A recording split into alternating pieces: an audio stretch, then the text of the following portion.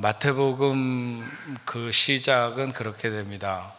아브라함과 다윗의 자손 예수 그리스도의 계보라. 아브라함이 이삭을 낳고 이삭이 야곱을 낳고 야곱이 유다와 그의 형제를 낳고 유다는 다말에게서 베레스와 세라를 낳고 베레스는 헤스론을 낳고 뭐 이렇게 합니다. 유다는 다말에게서 베레스와 세라를 낳고, 사실 다말은 유다의 부인이 아니죠. 유다의 며느리입니다. 근데 왜 유다는 다말에게서 베레스와 세라를 낳고 이렇게 말씀하고 있는가? 그것이 오늘 우리가 읽은 본문과 깊은 연관이 있는 말씀입니다. 원래 사실 유다에게는 세 아들이 있습니다. 첫째는 엘, 두 번째는 오난, 그리고 셋째는 셀라라고 하는 아들이 있습니다. 다말은 그 첫 번째 엘의 부인이죠. 그러니까 유다로 보게 되면 첫 번째 며느리라고 말할 수 있습니다.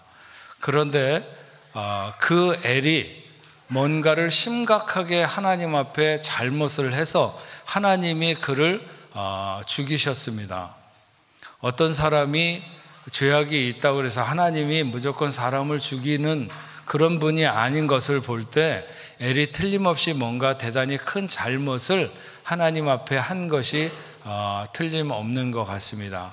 그래서 그가 죽고 난 이후에 유다는 그의 두 번째 아들인 오난에게, 내 형수에게 들어가서 그 형의 가족의 가문을 잇게 하는 아들을 낳도록 하는 그 의무를 하도록 했습니다.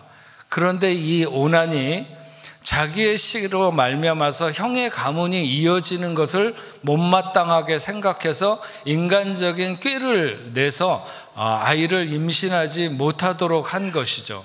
그것을 또 하나님께서 굉장히 안 좋게 여기셔서 오난도 역시 죽이셨습니다. 그러니까 이 유다가 갑자기 겁이 덜컥 나면서 이러다가 아들 셋이 있는데 셋을 몽땅 다 죽게 하는 것은 아닐까, 이런 생각이 드는 거죠. 그래서 그의 며느리 다말에게 너는 집에 가서 수절하고 지내고 있어라. 그러면 이 셋째가 성장해서 크면 그를 너에게 남편으로 다시 이렇게 주겠다, 이렇게 얘기를 한 것이죠.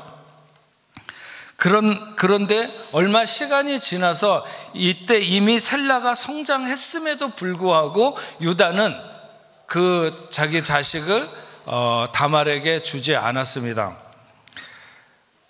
그러는 사이에 유다의 부인이 세상을 떠나게 되고 그를 장례 지내고 또 위로하는 그런 기간들이 다 지나가게 됩니다. 그 후에 이 유다는 자기의 양떼들을 털 깎는, 우리로 오늘날 말하면 추수하는 기간을 만나가지고 양 털을 깎으러 딥나라고 하는 곳으로 올라가게 됩니다. 근데 그 딥나에 바로 자기의 며느리 다말이 거기에 있었던 것이죠. 하지만 유다는 자기가 그 딥나에 왔다고 하는 것을 며느리에게 알려주고 싶지 않았을 것입니다. 그래서 말하지 않고 올라왔는데 누군가가 다말에게 가서 너희 시아버지 유다가 이 딥나에 왔다고 하는 사실을 알려주게 되죠. 그러니까 그 이야기를 들은 다말이 자기의 그 과부로서의 평소의 복장을 벗고 그 다음에 당시의 창녀로서, 창녀의 복장이 어땠는지는 잘 모르겠지만 창녀로서의 어떤 복장을 갈아입고, 그리고 그가 딥나의 에나임이라고 하는 문 곁에 앉아 있을 때 유다가 그녀가 자기의 며느리인 줄 모르고 창녀인 줄로 생각을 하고 그에게 가가지고 내가 네 집에 들어갈 수 있게 해달라, 이렇게 얘기를 합니다. 그러니까 이 며느리였던 다말이 당신이 내게 들어올 때 무엇을 나에게 주겠느냐 그랬더니 이 유다가 말하길 내 양떼 중에 새끼를 너에게 주겠다. 근데 당장 그 양떼 새끼를 데리고 있는 것이 아니니까 그럼 그 양떼 새끼를 정말 줄 때까지 나한테 무엇을 맡겨두겠느냐 그랬더니 유다가 그렇게 물었더니 네가 뭘 원하냐? 유다가 다말에게 물었습니다. 네가 무슨 담보물을 원하느냐? 그랬더니 당신이 가지고 있는 도장과 끈과 그리고 지팡이를 나에게 달라. 그렇게 해서 그것을 주고 유다가 들어가서 그 자기의 며느리인 다말과 며느리인 줄 모르고 동침을 하게 되고, 그래서 다말이 거기서 임신을 하게 됩니다. 어쨌든 유다는 떠나가게 됐는데 그 후에 나중에 유다가 친구들을 보내서 그 딥나에서 누군가 자기가 창녀와 더불어 잠을 자면서 주었던 그 도장과 끈과 지팡이를 찾기 위해서 새끼 염소를 줘가지고 보냈는데, 그 딥나에는 본래 그런 창녀가 있지 않다는 거예요. 그 동네에는 창녀가 없는 동네다. 그리고 그 사람도 찾지 못했어요. 그래서 유다가 그냥 괜히 뒤적거리고 다니다가 내가 곤란한 일을 당할지도 모르니까 그냥 잊어버리자 하고 그냥 그렇게 넘어가게 됐습니다. 그래서 그렇게 포기하고 있는 시간에 자기의 며느리 다말이 누군가와 더불어서 행음하고 아기를 갖게 되었다고 하는. 왜냐하면 배가 자꾸 불러오니까, 벌써 이미 남편이 죽고 그런지 오래된 과부인데 배가 불러오니까 틀림없이 누군가 행음했고 그래서 아기를 갖게 되었다, 이런 소문이 퍼지게 되고 이것이 유다의 귀에 들어가게 되었습니다. 그러니까 그 시아버지 유다는 당장 다말을 끌어내서 그 당시에 그런 사람을 죽이는 처형인 불에 태워서 죽이라고 이렇게 얘기를 하게 된 것이죠. 그래서 사람들이 다말을 끌어내어서 불에 태우려고 할 때에 다말이 그 도장과 끈과 지팡이를 내놓으면서 내가 이 사람으로 말미암아 임신을 하게 되었다, 이런 것을 고백하게 되는 거죠. 그때 그 도장과 끈과 지팡이가 누구의 것인지를 알아본 유다는 자신이 거기서 크게 잘못했다는 것을 깨닫게 되고, 그가 나보다 옳도다, 내가 그를 내 아들 셀라에게 주지 않았다고 하는 그런 잘못을 거기에서 유다가 고백하게 됩니다. 그리고 다시는 며느리에게 가까이 하지 않았고, 시간이 지나서 10달이 지나서 다말이 아기를 낳게 되는데 쌍둥이였습니다. 그래서 그 첫째가 베레스였고 둘째가 세라였습니다. 그래서 그 마태복음 1장에 예수님의 족보가 나오는데, 유다는 다말에게서 베레스와 세라를 낳고 할 때 그 베레스와 세라는 그렇게 해서 태어나게 되는 아이들인 거죠. 그러니까 유다는 다말에게서 며느리를 통해서 아들이기도 하고 손자이기도 한 그런 자식을 보았다, 이렇게 말할 수 있습니다.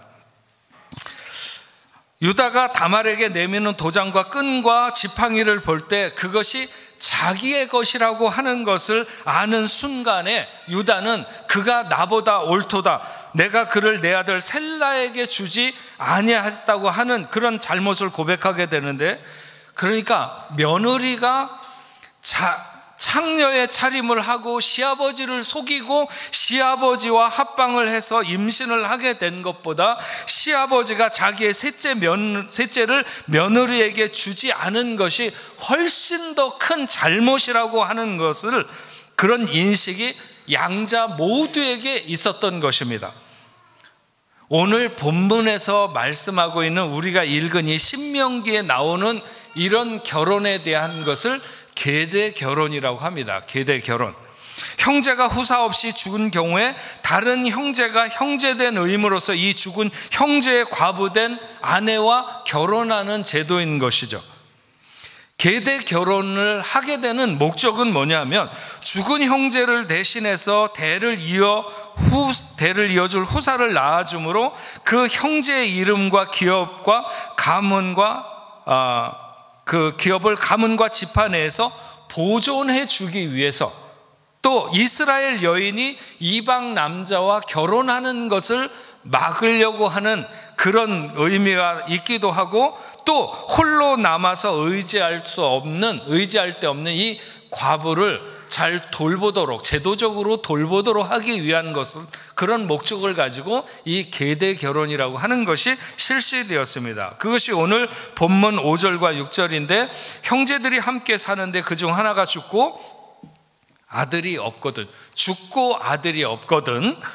그 죽은 자의 아내는 나가서 타인에게 시집가지 말 것이요, 그의 남편의 형제가 그에게로 들어가서 그를 맞이하여 아내로 삼고 그의 남편의 형제된 의무를 그에게 다 행할 것이요, 그 여인이 낳은 첫 아들은 그 죽은 형제의 이름을 잊게 하고 그 이름이 이스라엘 중에서 끊어지지 않게 할 것이니라. 네. 무엇보다도 계대 결혼이라고 하는 것이 그토록 중요하게 여겨졌던 것은 대가 끊기지 않게 하라고 하는 말씀입니다. 대가 끊어지지 않도록, 그 이름이 끊어지지 않게 할 것이니라. 그것이 그 시대 사람들에게 가장 중요한 삶의 목적 가운데 하나였어요. 자손의 번창은 하늘의 축복으로 여겼고, 만약 자손이 끊어지는 것은 하늘의 저주로 여겼는데, 이것은 단지 이스라엘 민족만의 문제가 아니라 전 세계 모든 민족들이 대부분 그런 의식을 가지고 있었습니다. 그래서 보라, 자식들은 여호와의 기업이요 태의 열매는 그의 상급이로다. 젊은 자의 자식은 장사의 수중의 화살 같으니 하는 시편 127편 3절과 4절 말씀은 이런 사실을 분명하게 드러내는 것이죠. 형제의 아내, 그가 형수가 되었든지 제수가 되었든지 그를 맞아서 아들의 첫째는 그 죽은 형제의 아들로 입양되고 그 형제에게 남겨진 땅을 그 형제의 이름으로 보존하는 그런 사명을 부여받게 됩니다. 이것은 아마도 죽은 형제의 아내를 아내로 맞아야 되는 형제에 대한 경제적 손실이라든지 희생을 의미했다고도 볼 수 있습니다. 그렇게 형의 아내라든지 동생의 아내를 자기가 받아들여 가지고 거기서 자식을 갖게 하는 것은 자기가 그만큼 생의 모든 에너지를 그쪽에 쏟아야 되는, 대신 형이 농사 지어야 하는 것들, 뭐 이런 모든 것들을 감당한다고 하는 경제적 손실을 가졌다고 보는 거죠. 그래서 이 제도는 자연스러운 인정을 통해서 흘러가도록 하지 않고 신적 권위를 부여받은 하나님의 명령으로 이것은 반드시 이렇게 지켜져야 된다, 이렇게 얘기했던 것이죠.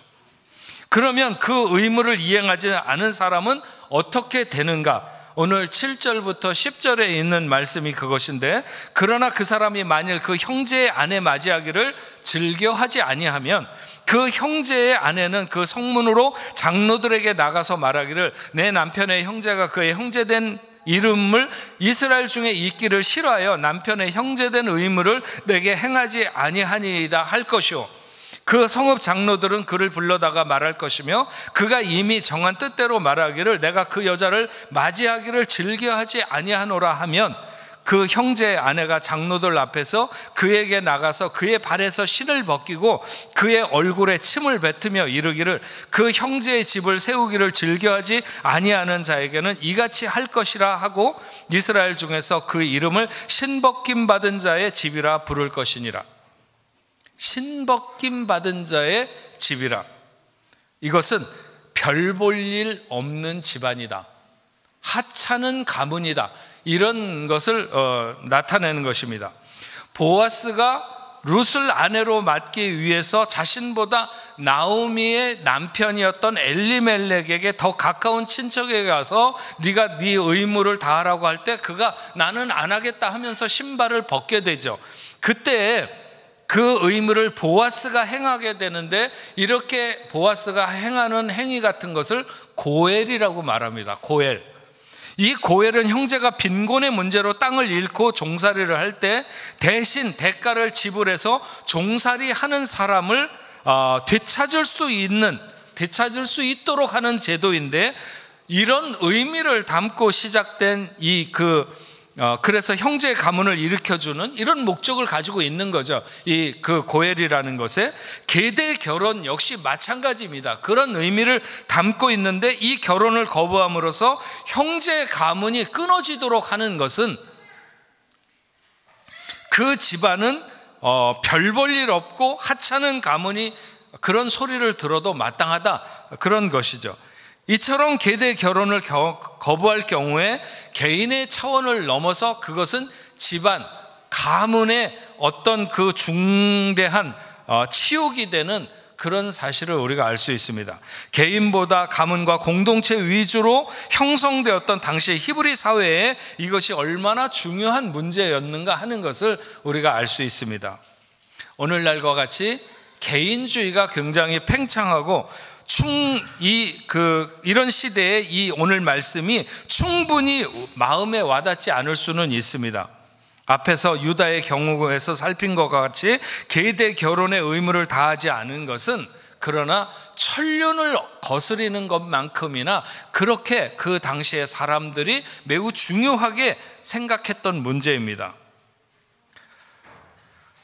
오늘 그 계대 결혼의 의무, 그리고 이 계대 결혼을 영적인 관점에서 생각해 보면 구약에서 메시아의 오심을 준비하는 아주 중요한 전통이 되는 것을 알 수 있습니다. 앞에서도 말한 다말이나 룻의 사건은 그들이 어떻게 해서 예수님의 족보에 올라가게 되었는가 하는 것을 밝혀주죠. 어쨌든 그들은 예수님의 초림에 중대한 공헌을 하게 되고, 그래서 마태복음 첫 장에 왕으로 오시는 예수님의 족보에 그들의 이름이 얼마나 많은 그 왕비라든지 이런 그 대단한 여자들의 이름이 있지만 그들의 이름은 아무도 들어가지 않았는데 이들의 이름이 수록된 것을 알 수 있습니다. 구약에서 가장 중요했던 것은 씨의 생육과 번성과 그리고 충만이었습니다. 이것이 신약에서는 그리스도의 생명이 전달되는 전도와 선교를 의미하는 것이죠. 전도와 선교는 종말론적인 신앙의 중심에 있는 것입니다.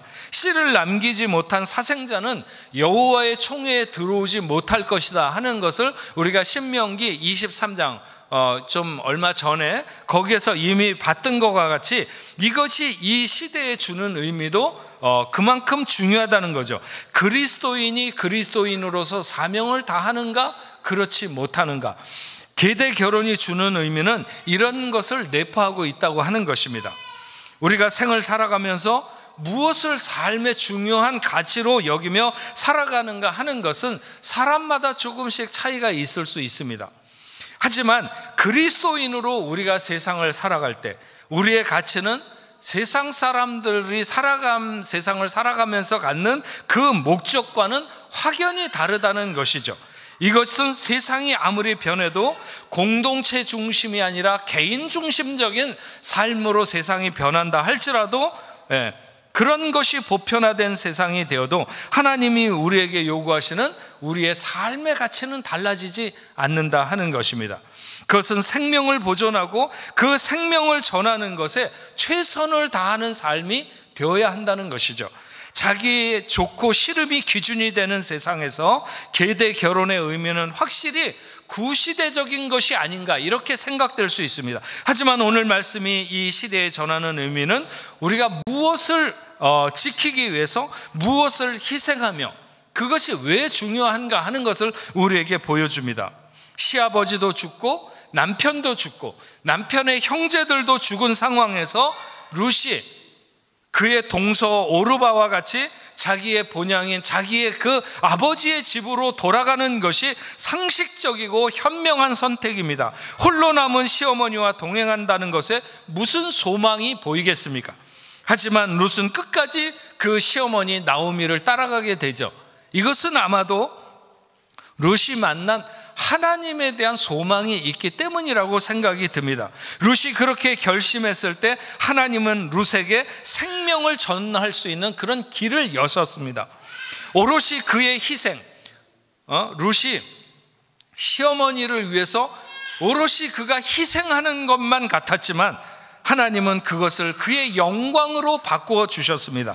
룻이 그렇게 나오미를 따르기로 했을 때 얼마 후에 자신의 가게에서 이스라엘의 성군인 다윗이 태어나고 더 시대가 흘러가서는 그의 후손으로 나사렛 예수 그리스도가 탄생할 것이라고 하는 것을 생각도 못했을 것입니다.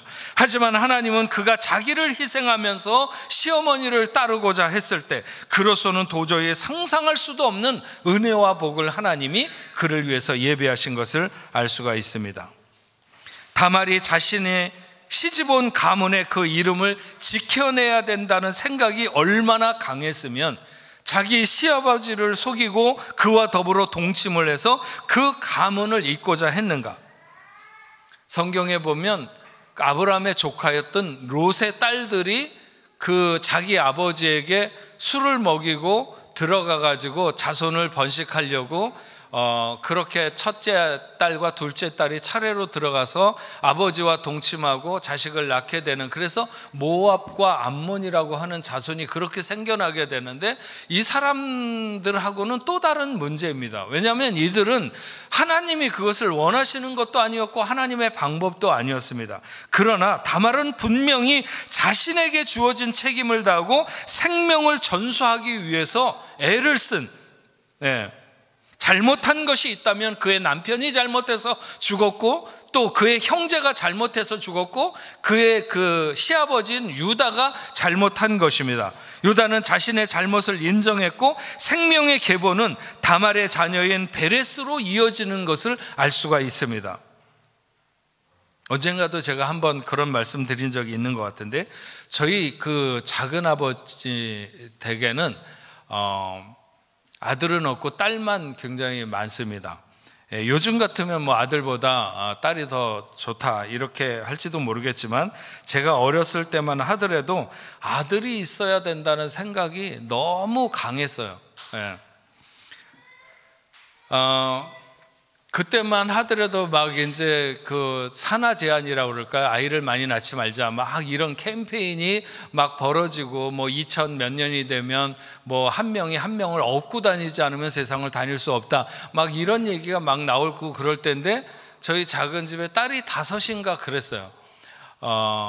그런데도 미련을 못 버리고 작은 아버지는 아들을 계속 원하니까, 그러면 마지막으로 한 명만 더 낳아보자. 그래갖고 낳는데 딸 쌍둥이를 낳았어요. 그래서 하여튼 아기를 한 명 낳으면 작은 아버지는 이렇게 술이 거나하게 이렇게 취해갖고, 이제 저희 작은 아버지는 그때만 하더라도 예수를 잘 안 믿으셨는데, 어쨌든 그래갖고 술이 취해가지고 이제 작은 어머니를 구박을 하는 거예요. 그러면 작은 어머니는 애를 낳고 이렇게 쉬지 못하고 도망 다니는 거예요. 막 이렇게 작은 아버지가 술만 먹고 들어오면 이제 해갖고 옆집에 뭐 고모님네로 도망간다든지 뭐 이렇게 도망 다니고 그랬습니다. 그러다가 결국은 아들을 못 낳으니까 작은 아버지가 제 밑에 동생을 자기 양자로 이렇게 삼고 싶어 했죠. 왜냐하면 자기 가문을 이어야 되고, 그리고 자기가 죽으면 누군가가 자기 제사를 지내야 되지 않겠냐, 이런 생각을 가지고 이제 제 동생을 양자로 드리고 싶었는데, 그때만 하더라도 이제 제 동생도 약간 컸을 때인데 자기는 죽어도 작은 집에 양자로 안 가겠다는 거예요. 사실 가면 좋죠, 뭐 귀하게 대접받고 좋을 텐데 안 가겠다 우겨가지고, 뭐 꼬마라도 어쨌든 안 가겠다는데 어떻게. 그래서 그 옥신각신 하다가 못 데려가고 결국은 시간이 흘러서 작은 아버지도 돌아가시고 뭐 이렇게 됐습니다. 우리가 이스라엘 백성들이 대를 잇는 것에 대해서 그 사람들만큼 그런 절실함을 우리가 다 아는 것은 아닙니다. 하지만 그래도 우리의 어른들로 조금만 거슬러 올라가면 우리에게도 이런 문제는 굉장히 중요한 문제였었어요. 옛날 우리나라에서 아내를 내어쫓을 수 있는 7가지 일이 있었습니다. 그것을 칠거제약이라고 얘기를 해서, 불순구고, 시부모에게 순종하지 않는 여자, 그 다음에 무자, 아들을 못 낳는 여자, 음행, 행실이 음탕한 여자, 질투하는 여자, 악질, 나쁜 병이 있는 여자, 구설, 말이 지나치게 많은 여자. 이건 요즘 같으면 뭐 다 쫓겨나게 생겼는데, 어쨌든 도절, 도둑질하는 여자, 이렇게 7가지가 어쨌든 옛날 그 사람들이 뭐 아내를 쫓아낼 수 있는 칠거제약이다 뭐 이렇게 얘기를 했다고 그러는데, 그 중에 아들 낳지 못하는 여자가 들어있어요. 근데 사실 아들을 낳지 못하는 문제가 누구의 문제인지, 남자의 문제인지 여자의 문제인지도 알지 못하고 무조건 여자의 문제로 치부해서 그렇게 대했던 거죠. 그래서 아들 낳는 것에 목숨을 걸던 그런 시대가 있었다는 것입니다. 오늘은 아들이든지 딸이든지 별 상관없는, 중요하지 않습니다. 망나니 같은 아들로 인해서 너무 힘들어하는 부모도 있고, 또 잘 기른 딸 하나 10 아들이 안 부러운 가정들도 있습니다. 그러나 성도들에게는 더 궁극적이고 본질적인 측면이 있다는 사실을 우리가 알아야 됩니다. 성도의 자녀는 하나님의 기업을 계승할 자라고 하는 것이죠. 본문의 이스라엘 백성들에게 있어서도 이 사실은 분명합니다. 하나님은 이스라엘을 애굽의 종으로부터 건져내어서 가나안 땅을 기업으로 그들에게 주셨습니다. 그리고 이스라엘 지파별, 가족별로 영원히 상속될 기업을 할당받게 되는 거죠. 따라서 그들에게 후사가 끊어진다고 하는 것은 그들의 기업이 상실된, 하나님이 주신 기업이 상실된다는 그런 의미였습니다. 마찬가지로 성도는 그리스도 안에서 영원한 천국을 유업으로 물려받은 하나님의 후사들이죠. 이것에 대해서 바울은 그렇게 말합니다. 성령이 친히 우리 영으로 더불어 우리가 하나님의 자녀인 것을 증거하시나니, 자녀이면 또한 후사, 곧 하나님의 후사요 그리스도와 함께한 후사니. 그래서 우리가 믿음으로 자녀를 낳아 양육하면 하나님의 기업을 이을 천국 백성을 기르는 것이나 마찬가지라고 하는 것입니다. 자녀들을 신앙으로 교육하는 것이 얼마나 중요한가 하는 것은 100번을 강조해도 지나침이 없습니다. 우리가 믿음의 자녀들을 많이 길러내게 될 때 하나님 나라의 확장과 성장은 그만큼 앞당겨지는 것이 분명하다, 그렇게 볼 수 있습니다. 우리는 여기서 한 걸음 더 나아가 내가 감당하고 세워야 될 영적인 가문이 있는가 하는 것을 점검해 보아야 합니다. 이스라엘 사회에서는 쓰러져가는 형제의 가문을 세워주는 일이 너무나도 중요한 일이었습니다. 혈통이 없어지지 않고 끊어진 그 지체를 어떻게 구해줄 수 있는가? 결국 누군가 대신 무엇인가를 감당해 주어야 된다는 것이죠. 오늘 본문에서 말씀하고 있는 이 계대 결혼은 반드시 그 전제가 있는데, 그게 뭐냐면 죽은 자를 대신한다는 것과, 병든 자가 아니라 죽은 자를 대신한다는 것과 아들이 없는 경우를 상정해서 이 계대 결혼이라고 하는 것은 이루어지게 되어 있습니다. 반드시 죽은 자를 대신한다는 것은 모든 인생이 죄로 죽은 것을 예수께서 대신하시는 속죄의 값을 말하는 것이며, 아들이 없는 경우를 상정하는 것은 생명이 없다는 것을 말하는 것입니다. 생명은 하나님의 아들 예수 안에만 생명이 있는 것이죠. 오늘 말씀이 우리가 이 시대에 쓰러진 형제들, 버려진 형제들이라고 해도 좋고, 죽어서 소망이 끊어진 형제들, 어떻게 그들의 영적인 가문을 다시 세워줄 수 있는가? 어떻게 저들의 죽은 삶을 예수로 살려낼 수 있는가? 어떻게 소망 없는 저들을 예수로 소망 있게 할 수 있는가? 어떻게 끊어진 혈통을 예수로 다시 이어지게 할 수 있는가? 하나님은 오늘 우리에게 네가 나가서 그렇게 하라고 하는 것입니다. 네가 네 형제를 도와라. 네가 내 형제를 일으켜라. 네가 내 형제에게 예수를 전해라. 그래서 예수 생명의 맥박이 다시 그 안에 뛸 수 있도록 하라고 하는 것이죠. 계대 결혼의 불이행자처럼 의무를 불이행하기 위해서 우리의 사명을 피해 도망가다가 신벗김 받은 자, 신벗김을 받은 자라고 하는 별 볼 일 없고 하찮은 감은 그런 사람이라는 소리를 우리가 들어서야 되겠습니까? 다말은 가문을 위해서 목숨을 걸었습니다. 만약 잘못되게 되면 그는 꼼짝없이 불에 태워져 죽을 수밖에 없습니다. 하지만 그는 그만큼 하나님의 기업을 지켜내는데 목숨을 걸고 최선을 다했습니다. 다말처럼, 룻처럼, 보아스처럼 우리는 하나님이 원하시는 영적 가문을 세우기 위해서 예수를 의지하고 오늘도 예수를 전해야 하는 것입니다. 얼마 전에 화요 예배를 통해서 생각했던 라합, 그도 예수님의 족보에 이름을 올린 여인이죠. 여리고 성벽에 기대어 살아가고 있던 기생, 그러나 그는 절망의 한복판에서 온 가족들을 구원해내게 됩니다. 그것은 예수 그리스도의 보혈을 나타내는 붉은 줄의 묶임으로 생명 안으로 들어가게 되는 것입니다. 그의 가족도 다 죽은 목숨이나 마찬가지였습니다. 소망 없는 인생들이었습니다. 그러나 붉은 줄 안에서 그들은 산 소망을 갖게 되었고 영원히 사는 하늘 백성이 되게 된 것입니다. 예수밖에 없습니다. 예수 생명을 우리는 전해야 합니다. 나는 내가 세워야 될 영적 가문이 있는가? 있어야 하는 거죠. 오늘도 죽어가는 형제들, 오늘도 넘어지는 형제들, 우리는 그들을 예수의 이름으로 살려내며 예수의 이름으로 일으켜야 될 줄로 믿습니다. 하나님, 하늘의 문을 여소서, 이곳을 주목하소서. 오늘 우리가 예수의 이름을, 예수의 생명을 전하는 자가 되겠습니다. 함께 하시옵소서. 이곳에 병든 자, 고통하는 자가 있습니다. 주님을 기다립니다. 주님의 치료를 기다립니다. 오직 주님의 이름만 세상에 드러나게 하시고 전하여지게 하여 주옵소서. 우리 같이 함께 찬양하시겠습니다.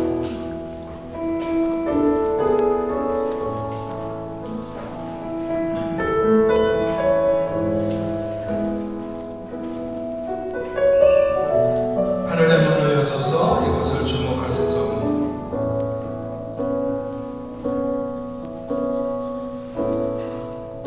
하늘의 문을 여소서, 이곳을 주목하소서.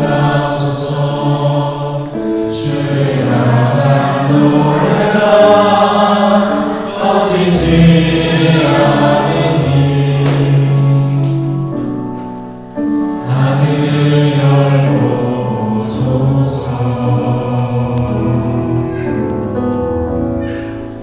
이곳에 임재하소서. 주님을 기다립니다. 기도의 향기가 하늘에 닿으니 주여 임재하여 주소서. 이곳에 오셔서 이곳에 앉으소서. 이곳에서 드리는 예배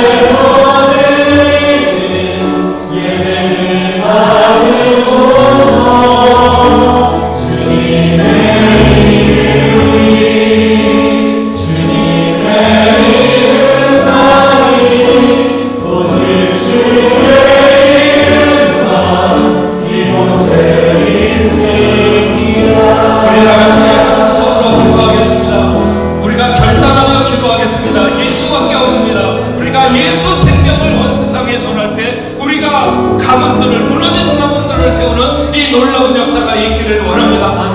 또 하나 아버지 하나님, 이 시간 당신의 사랑하는 자녀들 중에 혹시 질병으로 인하여 고통받는 하나님의 자녀들이 있습니까? 하나님, 저들을 치유하시고 깨끗하게 회복시켜 주옵소서. 우리 간절한 마음으로 다 같이 기도하겠습니다. 다 같이 기도하시겠습니다. 전능하신 아버지 하나님 감사합니다. 우리 아버지 하나님, 당신을 사랑하는 귀한 자녀들, 오늘도 아버지 하나님, 하나님의 말씀을 위하여 우리가 다시 한번 아버지 하나님 마음에 결단하고 아버지 하나님, 우리가 영적인 가원을 세우는 일에 우리 아버지 하나님의 힘을 다하게 하시고 목숨을 거는 저희들 볼 수 있도록 주여 도와주시기만을 간절히 바라고 우리가 생명을 전하는 자들이 되게 하여 주옵소서. 예수 생명을 전하게 하여 주옵소서. 그래서 아버지 죽은 자들을 살려내며 무너진 자들을 아버지 되게 하여 주옵소서. 주여 도와주시옵소서. 아버지 하나님, 당신을 사랑하는 자녀들 가운데 질병으로 인하여 오늘도 고통 가운데 있는 하나님의 자녀들이 있습니까? 요 아버지 하나님과 함께 하실 때 저들을 흔들어 주시고 예수의 이름으로 모든 질병이 물러가며 깨끗이는 귀한 역사가 있도록 주여 도와주시옵기만을 간절히 바라고 원합니다. 주의 성령으로 역사하여 주시옵소서. 온 아버지 하나님의 자녀들이 뛰면서 기뻐하고 하나님을 노래하고 찬양하고 영광 돌릴 수 있도록 주여 인도하여 주시옵소서.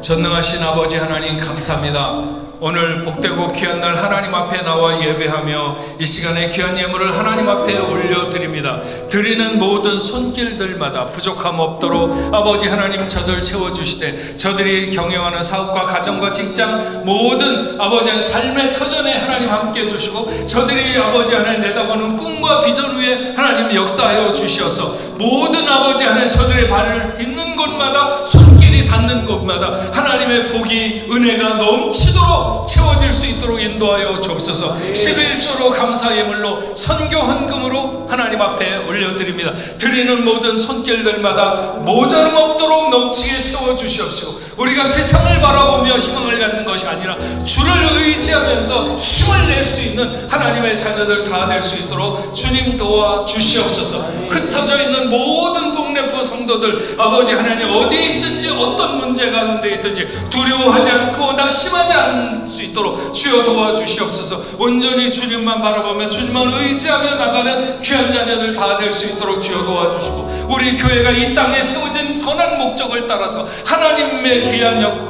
그 생명의 역사를 잘 감당하는 교회가 되도록 주님 도와주시옵소서. 은혜와 사랑이 많으신 아버지 하나님, 오늘은 8월의 치유주일입니다.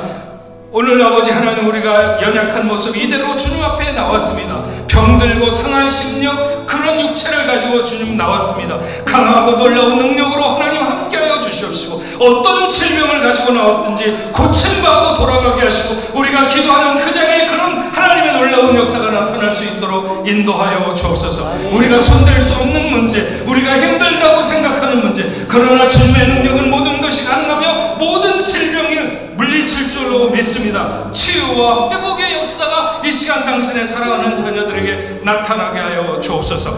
우리의 괴로움과 연약함을 가장 잘 아시는 아버지 하나님, 우리의 육과 영이 건강하게 하시고 믿음도 온전하게 하시고 하나님이 역사하셔서 우리의 모든 질병이 물러가는 담대한 아버지 하나님 믿음이 저희에게 있도록 주여 도와주시옵시고, 오늘 우리의 각자에게 말씀하시기를 내 믿음대로 될지어다 하시는 그 음성을 받기에 충분한 그런 믿음의 사람들이 되게 하여 주옵소서.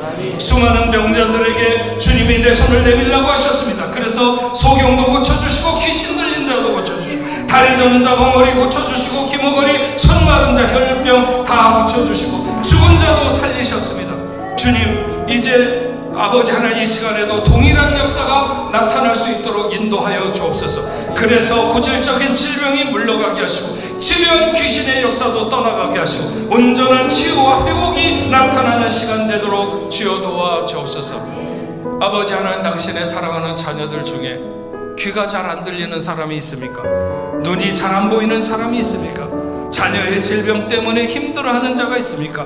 열이 자주 오르고 또 높이 올라서 고생하는 자, 고혈압, 저혈압, 중풍병, 불임병, 정신병, 폐가 아픈 사람, 위가 아픈 사람, 간이 아픈 사람, 심장이 아픈 사람, 손이나 팔이나 다리가 아픈 사람, 피부병을 고쳐주시고 허리 아픈 사람도 고쳐주옵소서. 당뇨가 있는 사람도 고쳐주시고, 목이 아픈 사람도, 관절염이 있는 사람도, 장애 문제가 있는 사람도, 축농증이 있는 사람도, 무좀이나 치질이나 심각하게 뇌에 질환이 있거나 소아마비가 있든지 아니면 암이든지 우리가 생각할 수 없는 그 어떤 것, 그리고 코비드를 비롯한 각종 바이러스도 아버지 하나님 당신의 사랑하는 자녀들을 침범하지 못하도록 안전하게 보호하여 주시옵소서. 어떤 가정에 아기를 갖기를 원하면 그 가정에 새 생명을 하나님 허락하여 주옵소서. 그 태를 열어주시고 마음의 소원이 이루어지는 놀라운 응답이 있게 하여 주시옵소서.